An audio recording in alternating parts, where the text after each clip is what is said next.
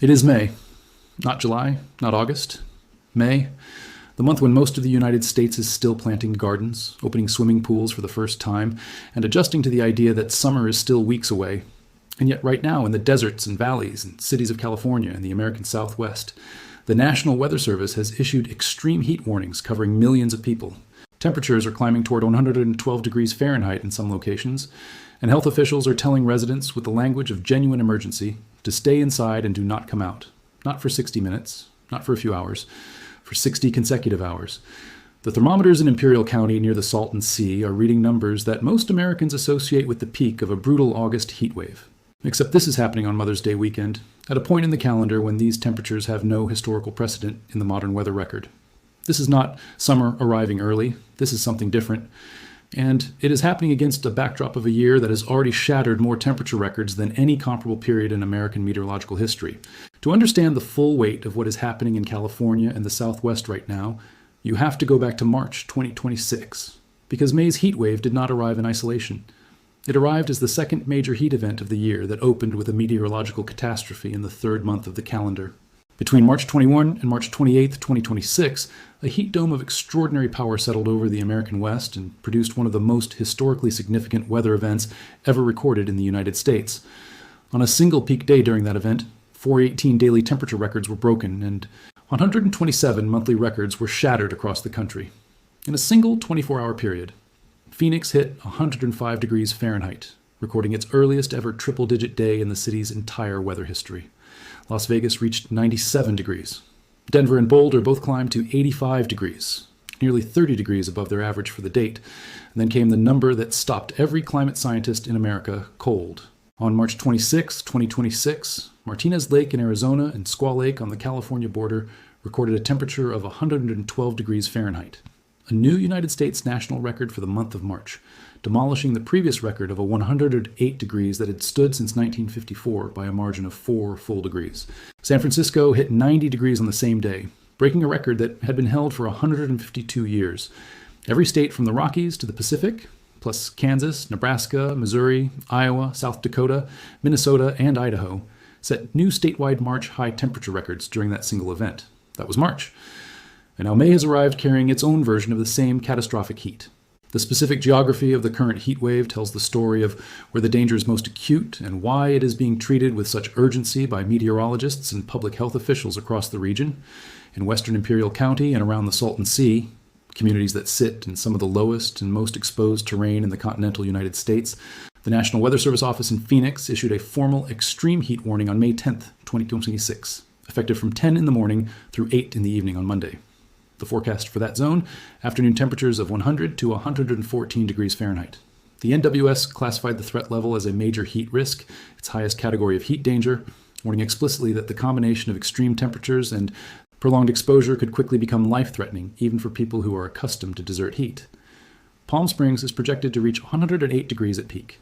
Death Valley, already one of the hottest places on the surface of the Earth, is forecast to hit 111 degrees. The Coachella Valley and San Diego County desert regions are under a separate extreme heat watch issued by the NWS San Diego office, covering the period from Sunday morning through Tuesday evening, with forecast highs of 104 to 109 degrees and the most extreme conditions expected on Monday. Fresno, in the Central Valley, is forecast to reach 102 degrees, which would make it the earliest in the year that Fresno has recorded that temperature since 2013, when it first reached 102 on May 12th. Brian Ox, a meteorologist with the National Weather Service office in Hanford, California, warned publicly that people will not be as used to this kind of heat at this point in the year, and may therefore be more severely affected than they would be during the same temperatures in July. That warning is not bureaucratic caution. It is a precise description of a physiological reality. A body that has not yet acclimatized to heat is significantly more vulnerable to heat illness than one that has spent weeks building tolerance. AccuWeather meteorologists have confirmed that the scope of this event extends far beyond California's borders. The surge of heat is forecast to affect interior California and the broader desert Southwest and western United States, with temperatures running at 25 degrees above average across a zone that encompasses southern Oregon, southern Idaho, southwestern Wyoming, western Colorado, northwestern New Mexico, Arizona, Utah, Nevada, and California simultaneously. That is not a regional warm spell. That is a continental-scale atmospheric event covering a geographic footprint larger than most European countries. AccuWeather's assessment described temperatures at times reaching levels that are 25 degrees above average, meaning that communities which should be experiencing typical spring temperatures in the low to mid-70s are instead recording conditions more appropriate to the peak of a desert summer. In Phoenix, the combination of the heat wave and existing emissions conditions has produced an ozone-high pollution advisory, with the NWS warning that weather conditions will push ozone concentrations to levels that pose direct health risks to residents. People with asthma, cardiovascular disease, or respiratory conditions are advised to avoid all outdoor exertion during the advisory period. The heat and the air quality emergency are arriving together, compounding the health burden on the same population at the same moment. The public health dimensions of a heat event at this scale and at this time of year are what separate it from the discomfort of an ordinary hot day and place it in the category of genuine public emergency. The NWS statement on the current warning is explicit about the mechanism of danger. Heat-related illnesses increase significantly during extreme heat events, and overexposure can cause heat cramps and heat exhaustion to develop that, without intervention, lead to heat stroke. Heat stroke is not a severe version of sunburn. It is a medical emergency. The body's internal temperature regulation system fails. Core temperature rises to dangerous levels. Symptoms include hot, red, dry, or clammy skin, confusion, slurred speech, a throbbing headache, dizziness, loss of coordination, nausea, vomiting, rapid heartbeat, and in severe cases, fainting and seizures.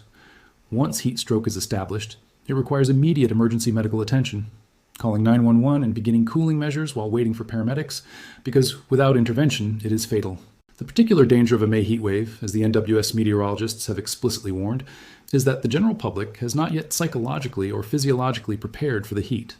Outdoor workers who would automatically take precautions in August may not yet be in the habit of doing so in early May. Children playing at Outdoor Mother's Day events may be outside longer than parents realize is safe. Elderly residents who have not yet set up fans or identified their nearest cooling center are at immediate risk from an event that has arrived weeks ahead of when most people expect to need those preparations. The communities most exposed to the worst of this heat have characteristics that amplify its danger beyond what raw temperature numbers alone convey. The Salton Sea Basin, where temperatures are forecast to reach 112 degrees, is one of the most economically disadvantaged regions in California. Residents of Imperial County face poverty rates significantly higher than the California average, with a substantial proportion of the population working in outdoor agricultural labor. These are people who cannot simply decide to stay inside during a heat wave.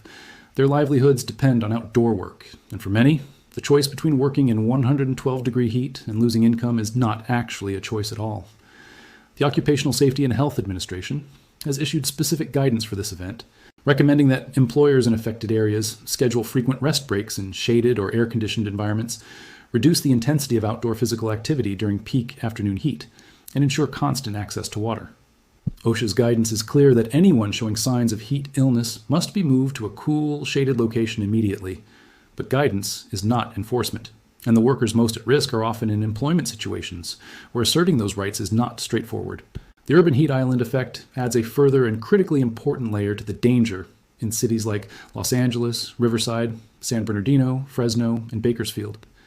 In urban environments, the density of pavement, roads, buildings, and infrastructure absorbs solar radiation during the day and radiates stored heat back into the surrounding air overnight, preventing the natural temperature recovery that rural areas experience after dark. The Environmental Protection Agency has explicitly warned that the urban heat island effect keeps nighttime temperatures elevated in ways that reduce the body's ability to recover between consecutive hot days. California's own public health tracking data confirms this pattern at the state level. Minimum temperatures at night have been increasing at a higher rate than daytime temperature increases in California. And in Southern California and urban areas have been warming faster than any other part of the state. The consequence of this for the current event is that residents of Los Angeles, Riverside, and San Bernardino counties, which are all under heat advisories with forecast temperatures of 95 to 100 degrees Fahrenheit during the peak, are facing not just dangerous afternoon heat, but dangerously warm nights that prevent the physiological recovery that would otherwise reduce their cumulative heat stress. A state analysis of one of the most serious recent California heat events, the September 2022 heat wave, documented a 5% increase in overall deaths during the 10-day period, representing 395 more deaths than would normally have been expected. The current event arrives at a time of year when the general public, the healthcare system, and local emergency infrastructure are less prepared for extreme heat than they would be in August. California's heat response infrastructure has been under scrutiny since the March 2026 heat disaster. The questions raised then have not been fully resolved in time for this May emergency. CalMatters reporting from March 2026 revealed that despite the state spending hundreds of millions of dollars on heat response planning and the passage of legislation enshrining residents' right to a cool living space, the state law set no requirements for landlords to actually keep their tenants cool. The state's heat action plan intentionally avoids directing local governments on specific actions, which advocates have argued means the most vulnerable communities, those without the institutional capacity to develop their own plans, are effectively left on their own. In Los Angeles, budget pressures led Mayor Karen Bass to initially propose cutting the city's Office of Climate Emergency Mobilization, the office led by the country's first chief heat officer, Marta Segura, before advocates pushed back and the office was reorganized rather than eliminated. Fresno stands as one of the more progressive examples of local heat response, having implemented a policy of making public transit free during heat events so that residents without cars can reach cooling centers. But Fresno is the exception. Across the broader geography of the Southwest, particularly in the rural desert communities of Imperial County, where the most extreme temperatures are being forecast, the gap between official heat response policy and the reality of what vulnerable people can actually access during a 112-degree emergency remains dangerously wide. The context in which this May heat wave is arriving makes it impossible to treat as an isolated weather event. The March 2026 heat disaster set a U.S. national monthly temperature record, caused wildfire conditions that burned more than 600,000 acres in Nebraska in 48 hours, drove western snowpack to its lowest recorded levels, with several Great Basin and Southwest River basins recording zero snow at any monitoring station 4 to 6 weeks earlier than any previously documented meltoff, and generated a fire danger index that was 68% above the 10-year average as of late March. Now, 7 weeks after that event, the same region is being hit again. The second heat wave of the year is baking the Southwest, with temperatures reaching 114 degrees in some areas, according to Men's Journal reporting from May 11th, 2026.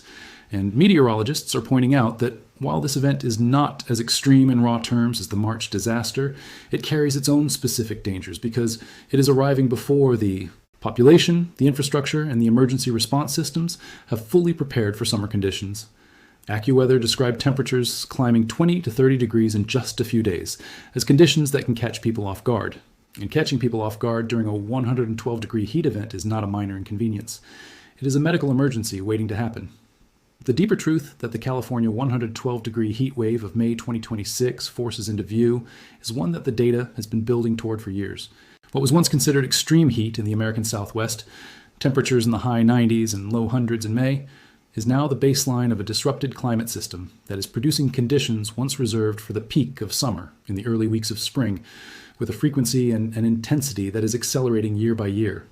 The March 2026 event shattered a national monthly temperature record that had stood since 1954.